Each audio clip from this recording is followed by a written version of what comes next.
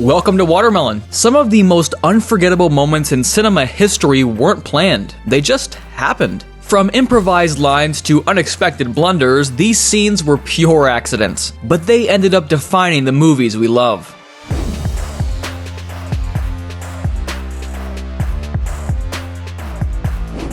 The first rule of Fight Club is you do not talk about Fight Club, but Edward Norton broke that rule and shared a fun fact about the very first fight scene they shot for the movie.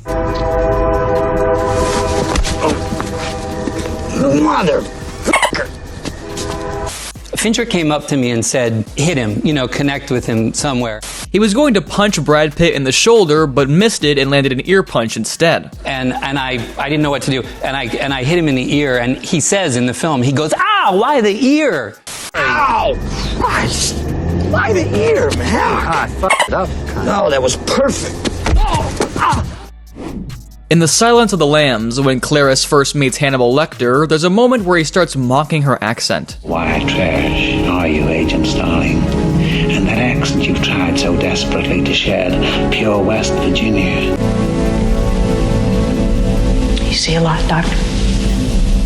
It wasn't rehearsed and caught Jodie Foster completely off guard. That was not rehearsed. That was just something that Anthony Hopkins came up with. I was an actress learning how to speak in a West Virginia accent, and when I heard him make fun of my accent, it really made me mad. Another bit of improvisation that added to Hannibal's terrifying persona was the slurping sound he made while talking about his culinary preferences. His liver with some fava beans and a nice Chianti.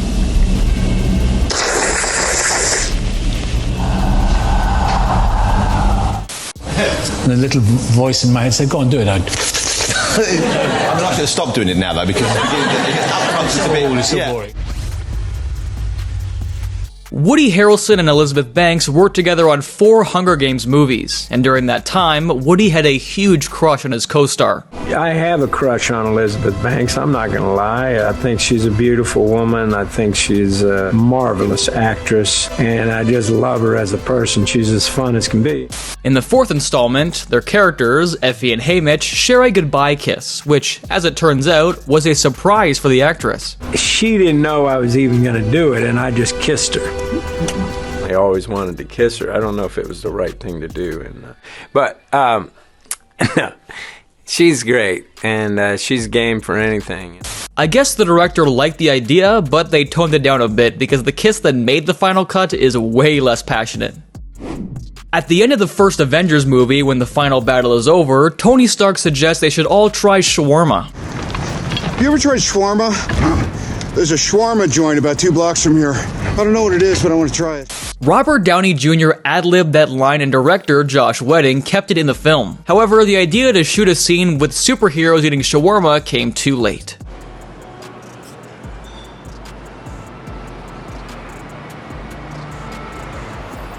The movie was done, all the actors were spread to all the corners of the globe. When will they ever be together again? We looked at the schedule, we said, well, they'll be together the day after the premiere. Could we actually shoot it then and get it on the movie? So that's exactly when they shot the scene in a real restaurant and put it after the closing credits. Yeah, and not to keep you guessing, but we're actually not done shooting. We are shooting one more scene. At the time, Chris Evans was growing a beard for a different role, so he had to cover his face with his hand during the scene. Chris Evans had a full beard, which we put makeup over, and then he held his hand over. In Indiana Jones and the Last Crusade, when a Nazi officer holds Elsa hostage, Indy's father tells him not to fall for it, because Elsa is a Nazi too. As the conversation goes on, Indy finds out that both he and his father slept with Elsa. How did you know she was a Nazi? She talks in her sleep.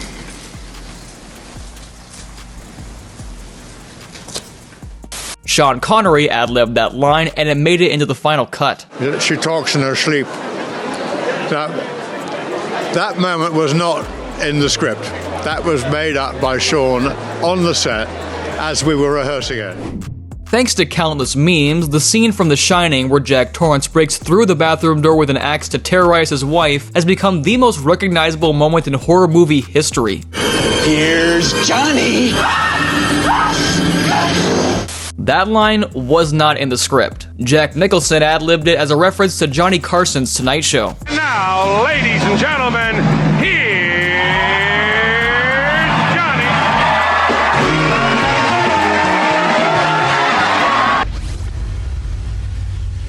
In the restaurant scene of Kramer vs. Kramer, Dustin Hoffman improvised the moment where he would throw his wine glass against the wall, telling only the camera operator beforehand. Just do what you have to do. Meryl Streep's shock is completely real. The shattered glass in the restaurant scene was completely Dustin's invention and spontaneity. And that wasn't the only time Hoffman used method acting to get a genuine reaction from Streep. For example, in the scene where Joanna leaves Ted, Dustin slapped his co-star without warning. He looked at me and he slapped me as hard as he could. Who? Dustin? Dustin. What the? Yeah, and you can see it in the film. There's a big big hand mark. I was so kind of shocked. The courtroom monologue where Joanna explains why she left her son was written by Meryl herself. And I have worked very, very hard to become a whole human being. And I don't think I should be punished for that. I was his mommy for 5.5 years. Originally, the script gave very little emotional depth to Joanna, but the actress felt the character deserved more complexity and humanity. And so he said, well, why don't you write the version of what you think, and Meryl, you write what you think, and I'll write what I think. We all went into our little dressing rooms, and we came out, and we picked the best one.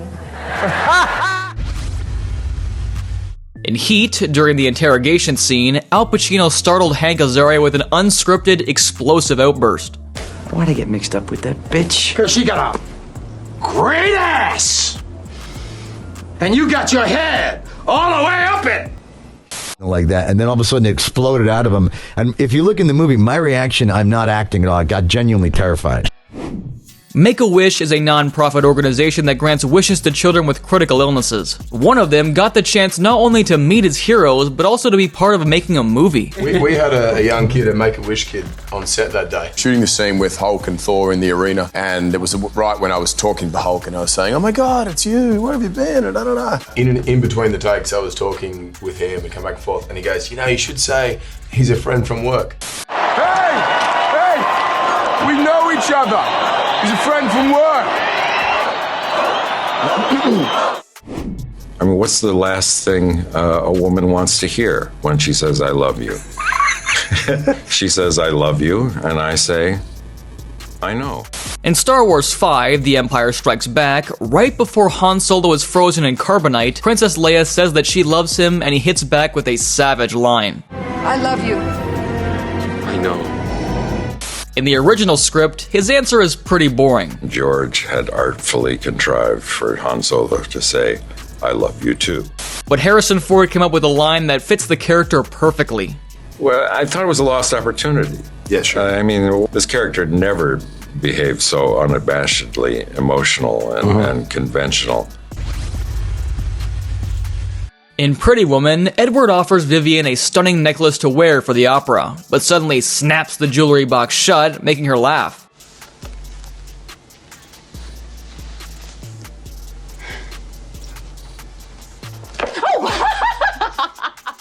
That moment was actually a lighthearted prank by Richard Gere and Gary Marshall. Bracelet, I said, Richard, she hit her with the box, banged the box on her finger. And she laughed so honestly that we left it in the picture. Julia Roberts had been a bit sluggish that day, so the director wanted to shake her up. Shot a piece that ended up in the movie where she was dozing off a little bit because she's 21 years old. We had her birthday. So she went out late and she was a little tired.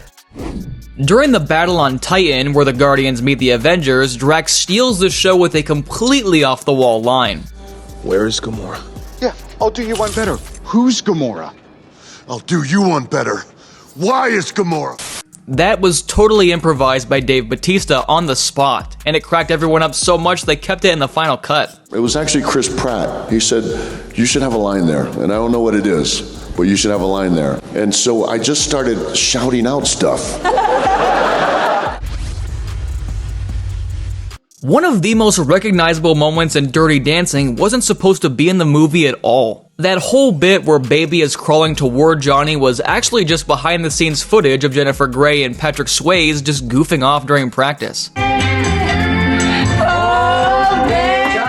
The director, Emile Ardolino, liked the chemistry so much he decided to use it in the film. In Mrs. Doubtfire, Robin Williams' character loses his mask and dunks his face into a cake to quickly disguise himself. Please, coming right your way, dear. Give me right there with your teeth. Miss Hiller? The water's boiling. Hello! Ah! The crew didn't expect the hot studio lights would melt the icing, so the drops of cream falling into the tea were totally unplanned. Instead of stopping the scene, Robin Williams just ran with it.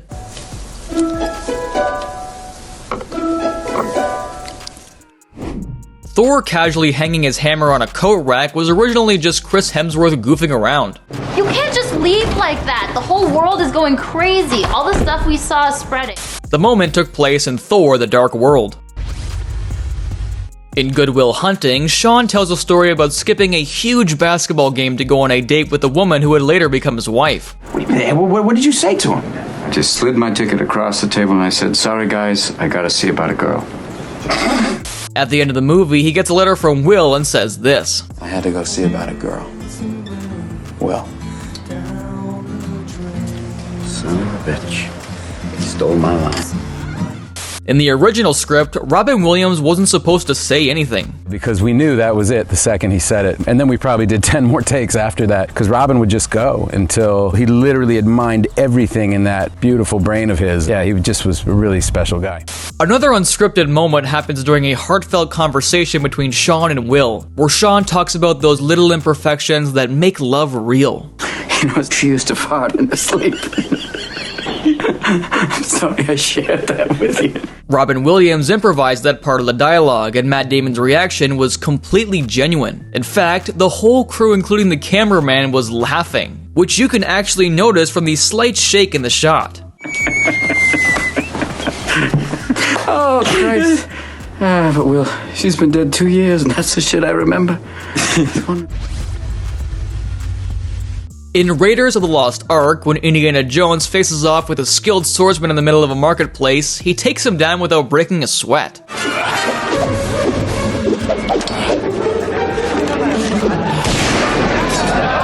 Originally, it was supposed to be a complex fight sequence, but Harrison Ford had food poisoning. But all the rest of the crew who ate at the restaurants or at the hotels, they all got sick. When poor old Harrison had jelly belly and he could hardly move, and he had this great fight to do. Do you know this? Yeah, and he had this great fight to do. And I had a 3-page sequence that George had conceived and I had conceived along with George and Larry about the most definitive whip against the sword fight. Postponing the shoot would have meant losing the location, so Ford suggested an alternative. So I went up to Stephen as soon as I arrived and I said, Stephen, why don't we just shoot this sumbitch? And Stephen said, oh my God, well, I was thinking that too. So we took out the gun, shot the man, we were a day and a half ahead of schedule, and we moved on to the next sequence. Hopefully that swordsman didn't spend too much time training for that scene. Now, Stephen had searched the world for the best swordsman. A lot of planning had gone into this fight scene. A spontaneous reference to Beyoncé made it into Doctor Strange thanks to Benedict Cumberbatch's improvisation. What do you want, Strange? Books on astral projection. You're not ready for that. Try me, Beyoncé. I love the Beyoncé kind of cameo in this movie. It was kind of genius. Thank you. It was improvised. Was it really? Yeah. One of the rules Jim Carrey sticks to is always staying in character, even when he messes up in a scene. In a series of unfortunate events, he asked the prompter to remind him of his line, and then that take actually made it into the final cut. Yes, of course. How very, very awful. Wait. Let me do that one more time. Give me the line again. Quickly, while it's fresh in my mind. I mean, the best gift you can give to an actor is to put them in a scene with Robert Downey Jr. Nobody's going to bring out more out of you because he's such an amazing actor. And it was to see him work with Tom in that scene. In Captain America: Civil War, when Tony Stark recruits Peter, Tom Holland actually forgot that Robert Downey Jr. was supposed to sit next to him. I'm going to sit here so you move the leg.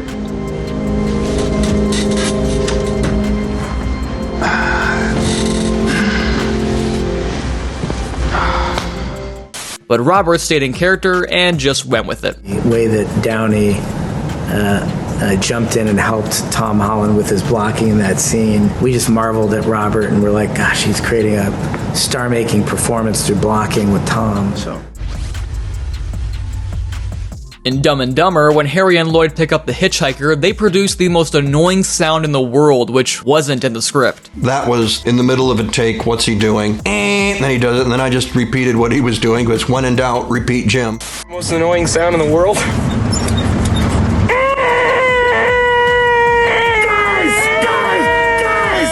I remember that the first time they did World's Most Annoying Sound was a shock to me, you know what I mean? During one of the outdoor scenes in The Princess Diaries, rain was in the forecast, so the crew rushed to finish before it started. In the chaos, Anne Hathaway slipped on the bleachers. You always have to look just right. Number 3. And later was surprised to find the moment end up in the trailer. So I turned really fast, slipped on a puddle, absolutely fell, and burst out laughing and kept going with the scene. Never thought about it again. And all of a sudden, like 6 months later, it's in the trailer. In the original script of The Departed, the scene where Costello executes a man and a woman took up only 1/8 of a page, and didn't include a woman and his partner at all. And he goes, so I put Ray in the scene with me, and I do the thing, and I shoot her in the back of the head, like it says in the script. The changes Jack Nicholson brought to this scene made it much darker and more sinister. But if you leave the camera rolling, after she falls, I turn to Ray and I say, geez, she fell funny. Now that's a really sinister thing to say. Nicholson also pitched the director a few more disturbing details to extend the scene, but ultimately decided not to include them. But he just gave him all of these options. Right. As dark and as sick as you want to go. Yeah. And he's playing a psychotic killer. So it's just, that's what a great writer looks like. When someone tries to impersonate Robert De Niro, they usually attempt to recreate that famous scene from Taxi Driver. You talking to me? Well, who the hell else are you talking to? Talking to me? Curiously, this wouldn't have happened if it weren't for the issues during the shoot. They were significantly behind schedule, and the producers insisted they wrap it up immediately. De Niro only had a few minutes left to finish the scene, and Scorsese told him to improvise. And they were banging on the door, and I had to go to the door, open the door, and say, this is good, this is good. Wait, give me 2 more minutes, 2 more minutes. One more take. And thank you for watching. Share in the comments which of these scenes was your favorite. If you enjoyed this video, be sure to give it a like and subscribe for more content, and see you in the next one.